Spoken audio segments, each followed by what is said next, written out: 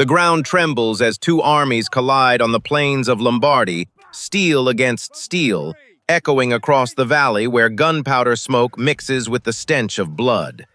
A French knight is thrown from his horse as Swiss pikes surge forward like a moving wall, devouring everything in its path under a sky turned black by cannon fire. War drums pound through the chaos, drowning the screams of the wounded as banners twist and fall across the mud.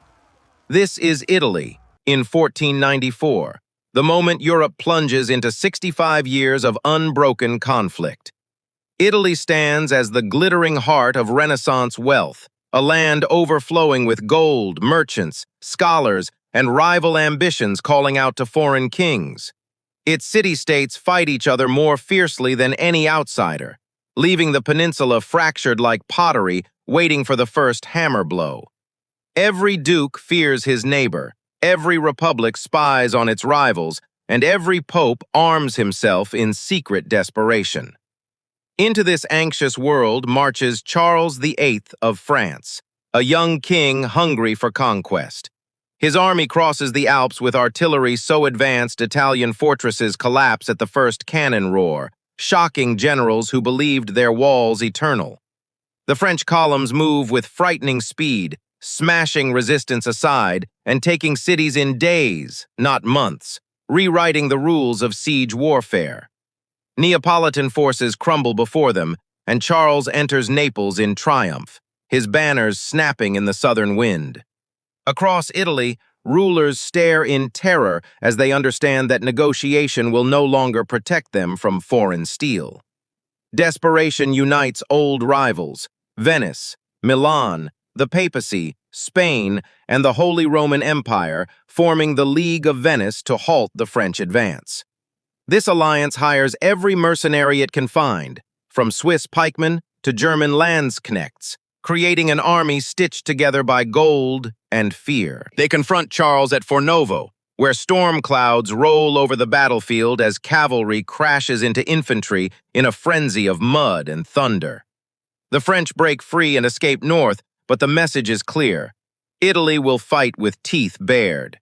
Swiss pikemen rise to terrifying prominence, marching in dense squares that move with the rhythm of a beating heart, unbroken by cavalry charges. Armored knights who once ruled the medieval battlefield are skewered beneath forests of pikes as the age of chivalry shatters in minutes. France and Italian states compete to hire the best Swiss fighters, turning their homeland into a recruitment machine feeding Europe's hunger for war. Warfare transforms as Italy becomes the proving ground for the Pike Revolution. A new French king, Louis XII, pushes into Italy, claiming the Duchy of Milan with a confidence sharpened by ambition and political calculation. The famed condottiero Ludovico Sforza is betrayed and captured, leaving Milan to fall swiftly under French control. Merchants whisper in fear as French cannons patrol the streets, and soldiers occupy palaces that once belonged to Italian nobles. But Spain and the Holy Roman Empire watch carefully, preparing to challenge France's rising power. Spain enters the battlefield under Gonzalo de Córdoba, the general who reshapes European warfare with discipline, precision, and a new tactical system. He blends pikes, arquebusiers, and light cavalry into formations that move like a living machine, deadly flexible and impossible to overwhelm. At Cerignola, he digs trenches, positions musketeers, and annihilates a French assault in the first major battle won decisively by firearms. Spanish prestige explodes across Europe, while France tastes humiliation on southern Italian soil. Italy becomes a chessboard where kings play brutal, endless games, moving armies like carved pieces across mountains, rivers, and ancient Roman roads. Venice fights the League of Cambrai, then allies with France, then turns against France again as loyalty becomes a fragile, temporary illusion. The papacy shifts alliances to protect its shrinking lands as warrior popes raise armies and fortify the Vatican like a military fortress. Every farmer fears soldiers, every merchant fears taxation, and every lord fears betrayal in a world where peace grows impossible. In 1515, Francis I of France storms into Italy, a young king eager for glory, determined to carve his name into history's marble.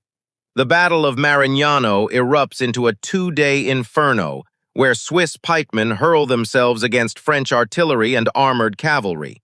The sun burns down on thousands of fallen soldiers as the battlefield becomes a furnace of smoke, sweat, and desperation.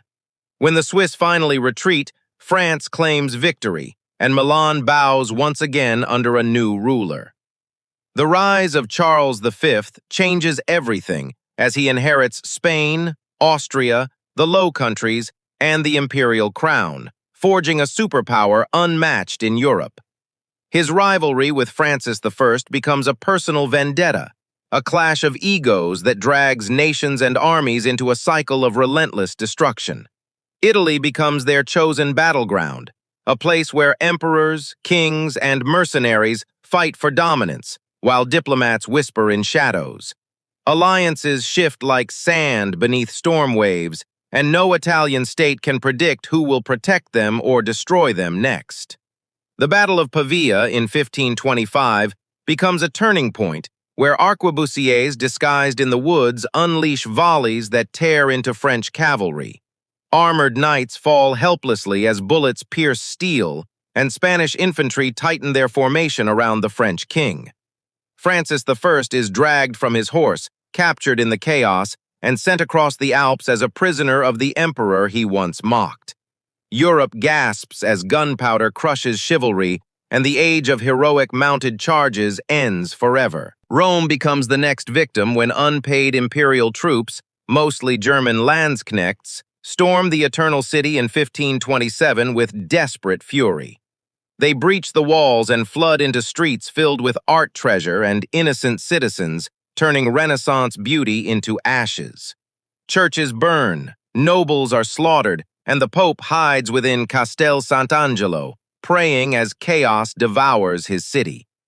The sack of Rome shatters Europe's illusion of stability, proving that even holy ground can fall to hunger-driven soldiers. Italy tries to rebuild, but war returns again and again, tearing down what citizens desperately try to restore.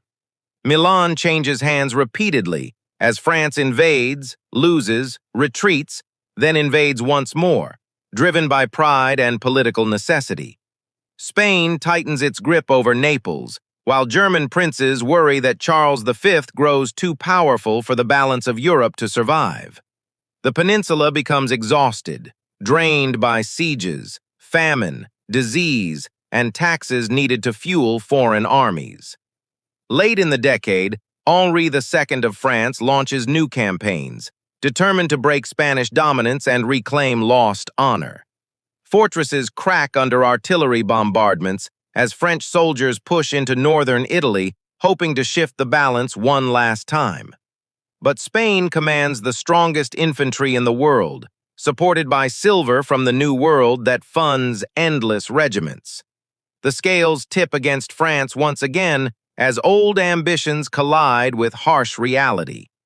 By 1559, the great powers stand bankrupt, drained of soldiers, and shaken by assassinations and political turmoil, forcing them to negotiate peace. The Treaty of Ghent ends 65 years of conflict, placing most of Italy under Spanish influence for generations to come. Venice and the papacy remain independent, yet deeply scarred by decades of destruction, shifting alliances, and constant military threat. Europe exhales in relief as the fires that consumed Italy finally cool, leaving only smoke and broken cities in their wake. The legacy of these wars reshapes the continent as gunpowder infantry replaces knights and formations replace heroic charges. Armies learn discipline, logistics, and complex strategy, turning warfare into a professional science instead of medieval spectacle. Renaissance ideas spread faster through soldiers, refugees, and scholars displaced by destruction, weaving Italy's brilliance into Europe's fabric. Modern warfare, diplomacy, and statecraft are born in this cauldron of fire that burned for 65 relentless years. The Italian wars leave behind a battlefield transformed, where muskets rule, cavalry bows to gunpowder, and armored nobles lose their ancient power. Kings realize that controlling Italy means shaping the destiny of Europe, pushing future empires to repeat the struggle in different forms. Artists capture the horrors of Pavia, the tragedy of Rome, and the triumphs of nations, forging a cultural memory that lasts centuries. From shattered fortresses to blood-soaked plains, the Italian wars become the violent opening chapter of the modern world. Subscribe for channel for new updates.